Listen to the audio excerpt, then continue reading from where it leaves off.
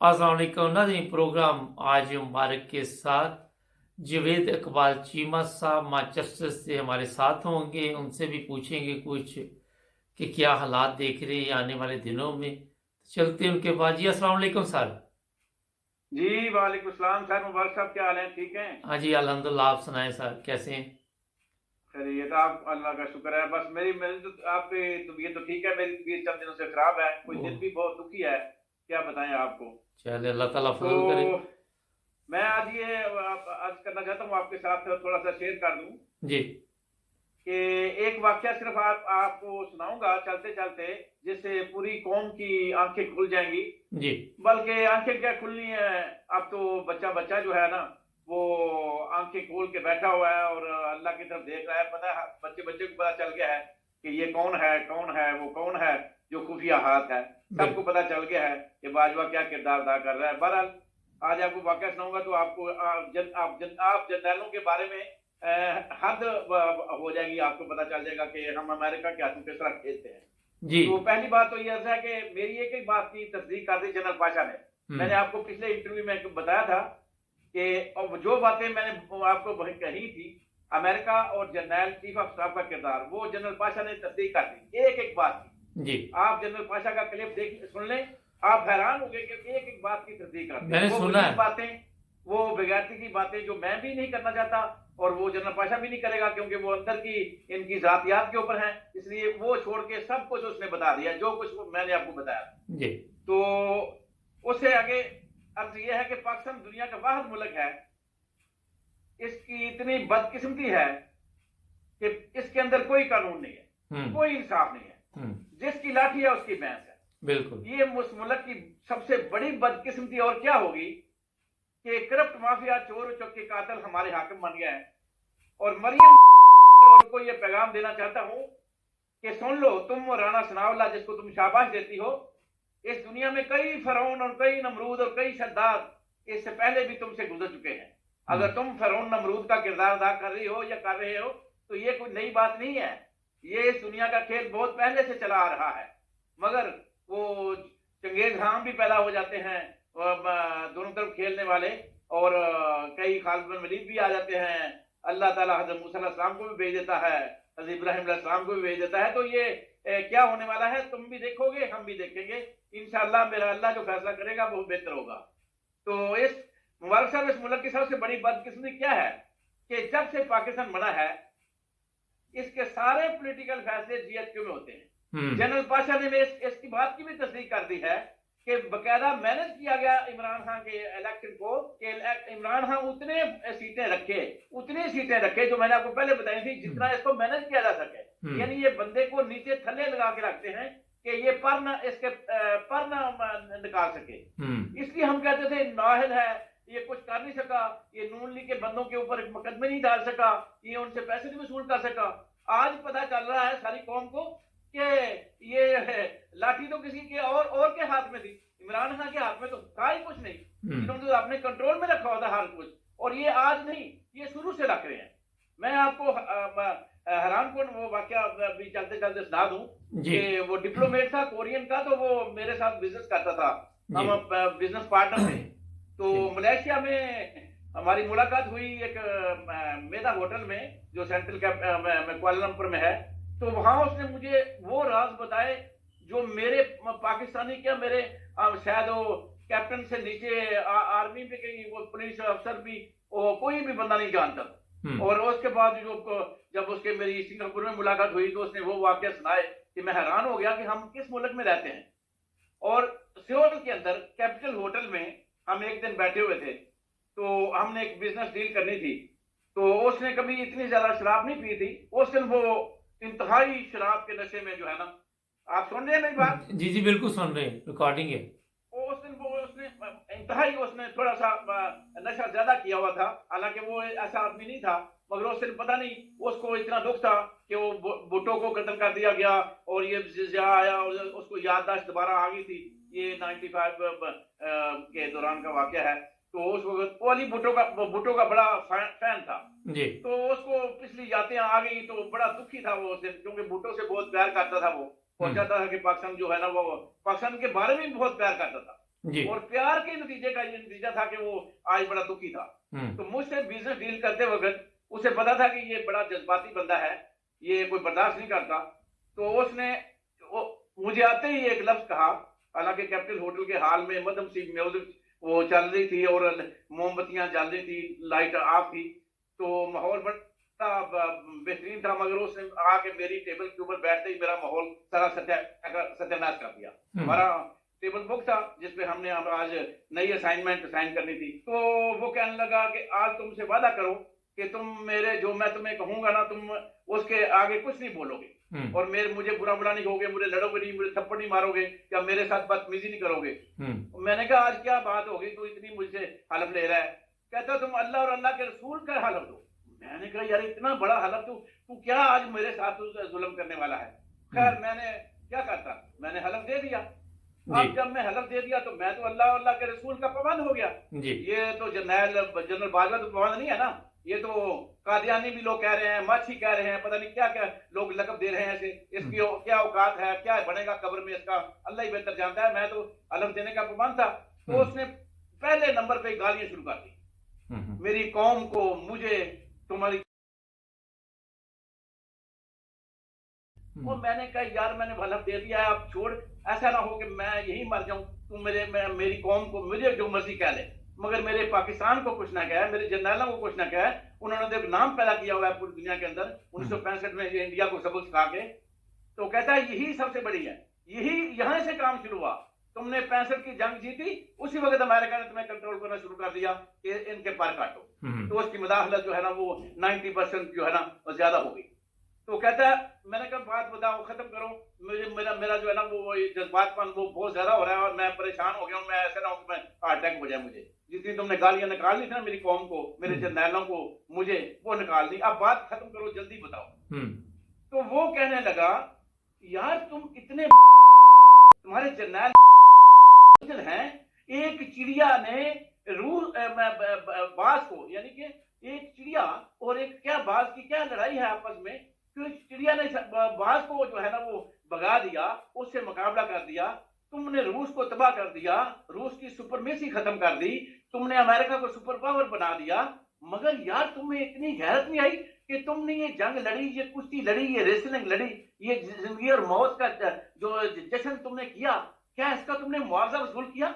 एक कंजरी भी चंद पैसे वसूल करने के बगैर नाचती नहीं। और तुम नाचते रहे अमेरिका के आगे, लड़ते रहे, अपना बेड़ागर करते रहे, मुल्क तबाह करते रहे और तुमने उससे कुछ नहीं लिया। मैंने कहा क्या लेते, बात बता क्या लेते?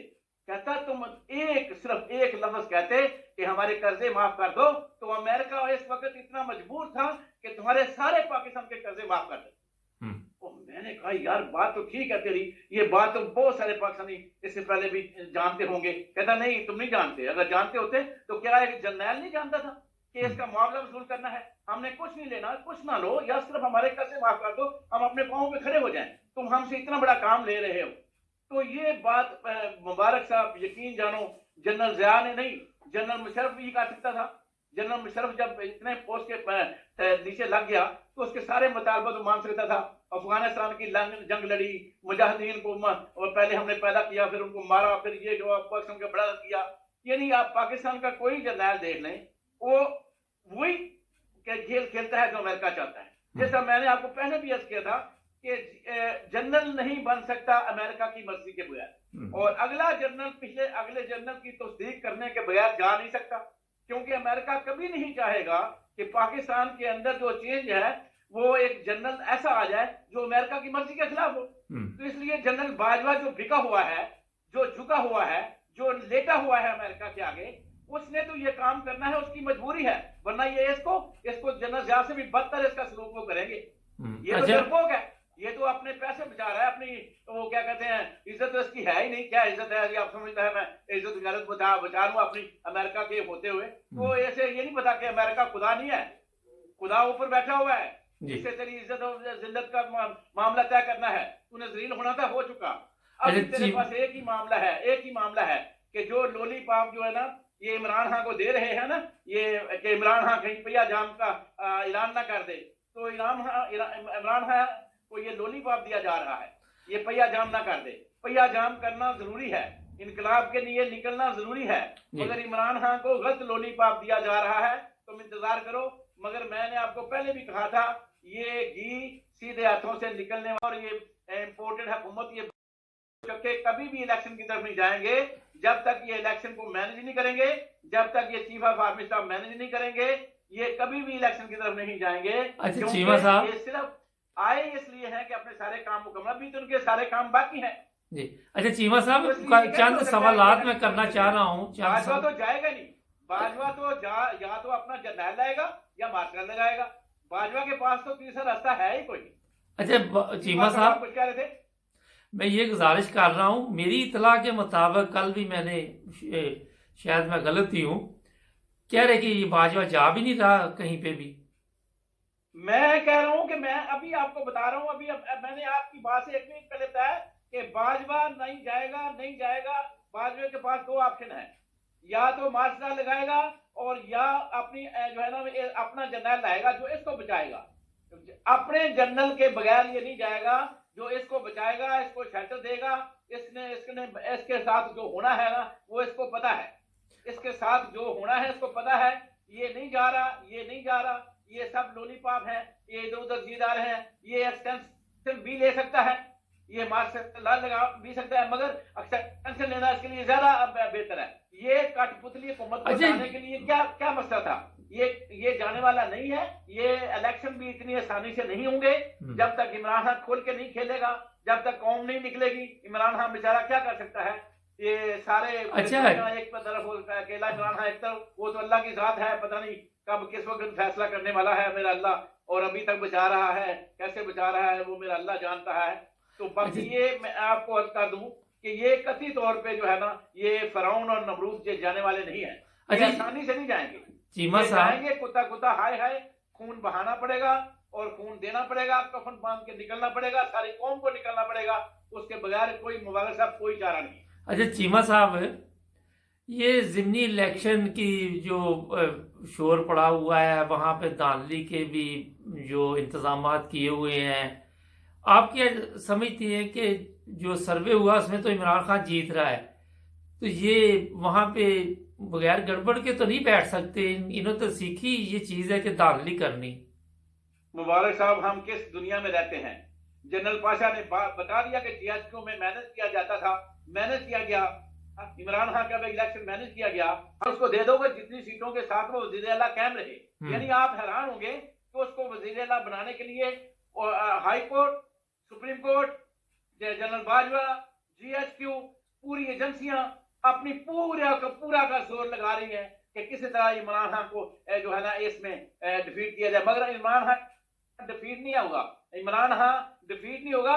इसको सिर्फ और सिर्फ मैनेज किया जाएगा इस तरीके से कि धांधली से, वो धांधली के ही पैदा नहीं होता कि ये हमजा शबाज जो है ना वो वजीर अल्लाह रह सके। उसको वजीर अल्लाह हर हालत में कायम रखना जरूरी है।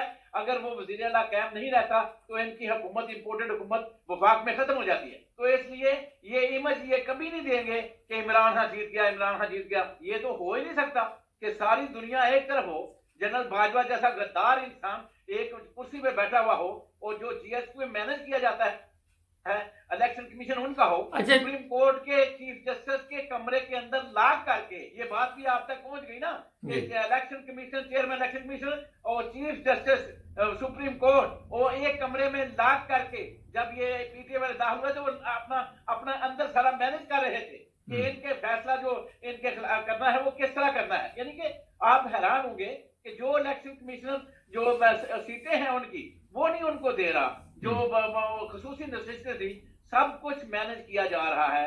अच्छा चीमा साहब, एक टाइम कम है, जरा मुझे मुख्तसर जवाब दीजिए।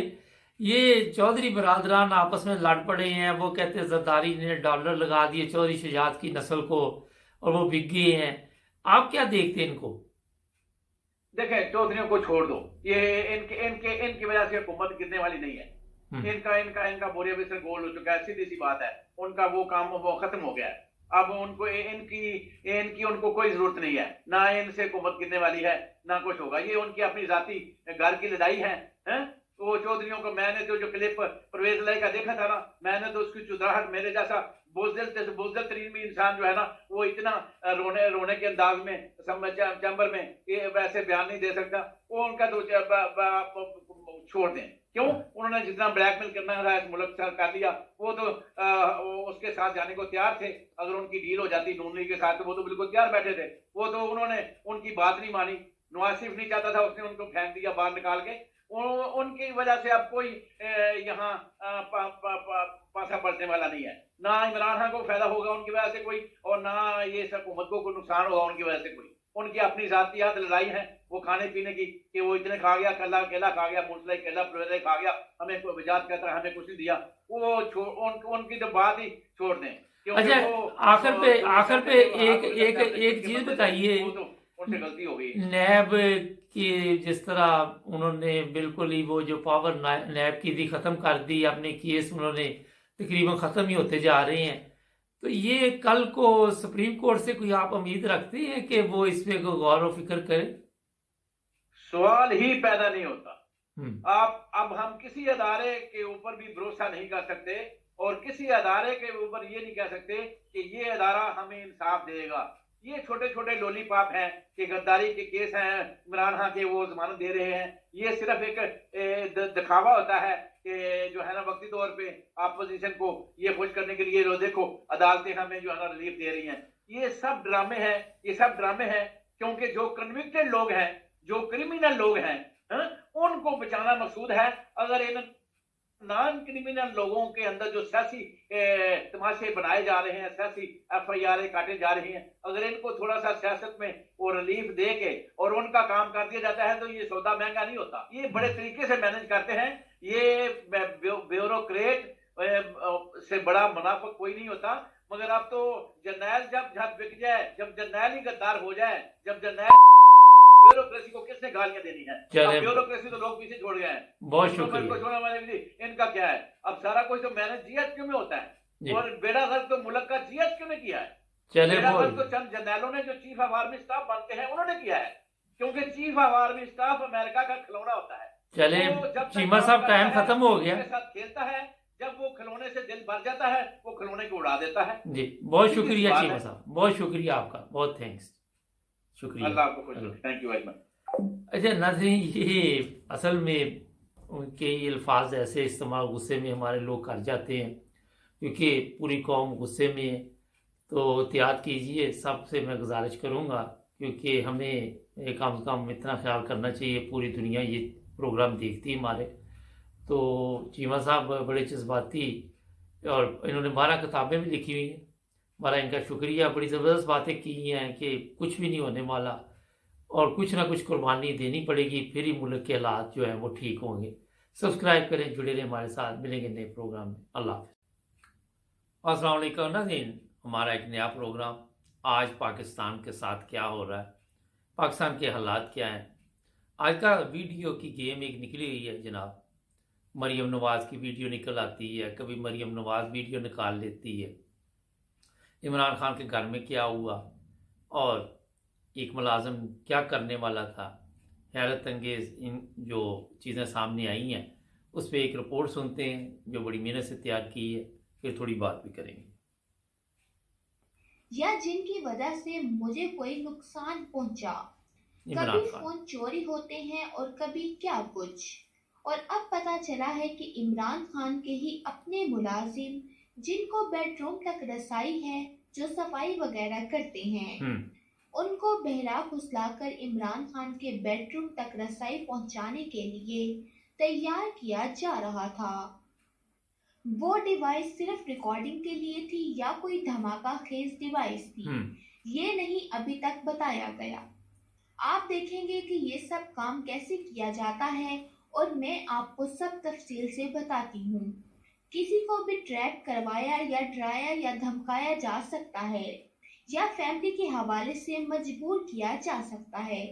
ये हर किस्म का हरबा इस्तेमाल करते हैं, लोगों को डराते हैं, धमकाते हैं, लोगों को ऑफिस में और मस्जिद में बुला के कहते हैं कि ये कर देंगे, वो कर देंगे, क्योंकि इनको पता चल जाता है कि ये थोड़ा गरीब है, जल्दी मान जाते हैं, वहाँ नहीं सख्ती करते। गरीब बंदा इसको कारोबार करवाने का लालच दिया गया है, पैसा दिया गया, मुसलसल एतमाद जीता गया, फिर इसके बाद उन्होंने ये काम लेना था। इससे ये बिल्कुल ऐसे कर रहे हैं कि जैसे इमरान खान कोई इंडिया में रहता है और ये इसको ट्रैप करना चाहते हैं। इस तरह एजेंसीज काम कर रही हैं आजकल, लेकिन ये ऑपरेशन फेल हो गया जो बता दिया गया है। लेकिन ये मामला यहाँ रुकेगा नहीं। जब ऐसी अटेम्प्ट्स होना शुरू हो जाएं तो मामला किसी सूरत में रुकते नहीं, अनलेस उनके पास सबूत है और ये पॉइंट आउट कर सकते हैं कि किसी मुमकिना तौर पर एजेंसी आईबी कर रही थी या एमआई कर रही थी या आईएसआई कर रही थी, तो फिर ये डर जाते हैं और पीछे हट जाएंगे। इन सब का नाम ले तो ये डरते हैं इन चीजों से, इनको शैडोज में काम करने की आदत होती है। लेकिन ये ऐसी हरकत करेंगे कभी सोचा नहीं था। ये ऐसा रिस्क लेंगे क्योंकि ये करते हैं। शायद बताया भी था जो मैं वीडियो में बताऊंगी। ये मुलाजमों को ही खरीदते हैं और इन्हें डिवाइस और कैमरे पहुंचाते हैं, माइक्स पहुंचाते हैं। मुलाजमों के जरिए सारी कार्रवाई मुलाजमों के जरिए होती है। तो ये तो पकड़ा गया और दूसरे मुलाजिम के जरिए पकड़ा गया। खैर जैसे भी हो गया, लेकिन अब नौबत आ चुकी है कि ये जो दूसरों की वीडियोस बनाती थी, जाहिर है कि रियलिटेशन भी होगी। ये वीडियो बड़े अरसे से मंजरे आम पर आई हुई है। आप कैसे किसी के बेडरूम में डिवाइस पहुंचा सकते हैं? ट्वीट में कहा गया कि मरियम सफदर को फोन किसने पहुंचाया ये भी पता चल जाएगा। कैसे छुपाया गया ये भी मालूम होगा। कौन कौन मुलव्विस था आपको पता होगा। जो काफी अरसे पहले जब मरियम नैब की हिरासत में थी, जेल में थी, जब मरियम नवाज को फोन दिया गया था और पता नहीं वहां पर कौन गुड़ियाबाजी और इस तरह की बातें भी हुई। और जब इनसे फोन वापस लेने आए तो वो तकिए के नीचे रख के खुद ऊपर बैठ गई और फिर बुरा भला कह रही थी। तो कहते हैं कि किस किस से राब्ता होता है। तफसीलात होशरुबा हैं, लेकिन अब वीडियो लीक करने की लॉजिक को जरा पीछे हटाएं। लेकिन मेरे ख्याल से इन बातों के बाद वीडियो लीक करने की नौबत ना आए यकीन नहीं आता कि कौन कौन सी कुव्वत इस वक्त से एक्शन में थी। आप जरा दोबारा, बड़ी खतरनाक चीज है, दोबारा गौर से सुने। वो मरियम नवाज जो वीडियो के जरिए पूरी दुनिया को ब्लैकमेल करती है कि उसके पास ऐसी वीडियोस मौजूद हैं जिसमें इंकशाफ होता है कि कौन कौन सी कुव्वत इस वक्त से एक्शन में थी। आप भी वीडियोस को अगर देखेंगे तो तौबा तौबा कर उठेंगे।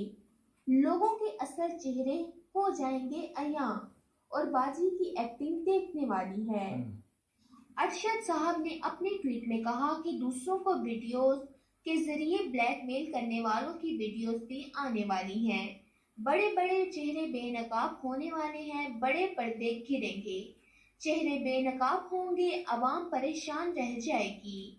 इस मुल्क में क्या क्या होता रहा, ये थी खतरनाक बात जो आउट ऑफ स्क्रिप्ट आई है। इसके बारे में उन्होंने सोचा ही नहीं था कि अब भी कोई ऑप्शन है जो इस्तेमाल किया जा सकता है। जिस तरह से मरियम नवाज कहती थी कि जज असद मलिक की बेटी कहती थी कि मेरे पास और भी वीडियोस मौजूद हैं, नाम है उन शख्सियात के। कहा यह जा रहा है कि मरियम नवाज से जब फोन लेने गए तो उन्होंने वहां एक शख्स का नाम लिया और नाम लेकर धमकी दी, वो जिसका भी उन्होंने नाम लिया था वो फंस जाएगा। हमें नहीं पता वो जो भी था, लेकिन किसी का नाम लिया था। उन्होंने वो शख्सियत का नाम लेकर उसे एक्सपोज करने के लिए दुनिया के सामने ला खड़ा किया है।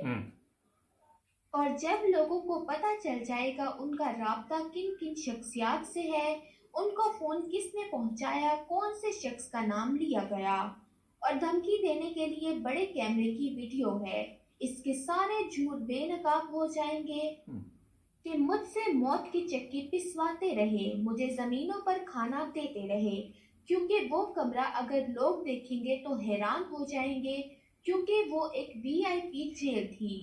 हम लोग तो बड़े बड़े घर में भी ऐसा कमरा नहीं बना सकते जैसे कमरे में वो रहती थी। ये सब कुछ आवाम के सामने आ जाएगा। वैसे ऐसे मौके पर वीडियोस लीक नहीं होती क्योंकि मामला पहले ही तय कर लिए जाते हैं। आप सबने नोटिस किया है कि आज इमरान खान ने जो भी बातें की है साजिश जरूर कहा है, लेकिन अमरीकी साजिश का लफ्ज इस्तेमाल नहीं किया। आप प्लीज अमरीकी साजिश का लफ्ज इस्तेमाल करना छोड़ दें। डॉलर लॉ का जिक्र आज भी दोबारा इस्तेमाल नहीं हुआ। दोनों तरफ इनफ चीजें मौजूद हैं। इमरान खान की शख्सियत के बारे में कहा जाता है कि हर मसाइल का हल टेबल पर बैठकर कर सकता है। वो तो भारत को भी यही कहता है कि वो टेबल पर आकर बात करे। जंग करना मसाइल का हल नहीं। जंग तो दोस्तों मुल्कों को तबाह कर देगी। यहाँ लोग ये कहते हैं कि जला दूं, मार दूं, गिरा दूं। इमरान खान को इतना अवामी प्रेशर किया जाएगा तो इमरान खान को ये सब करना मुश्किल नहीं लगेगा, क्योंकि वो तमाम कारस्तानियों का पता लगा चुका है। वो वजीर आजम रहा है। 3 साल इमरान खान के कंट्रोल में थी।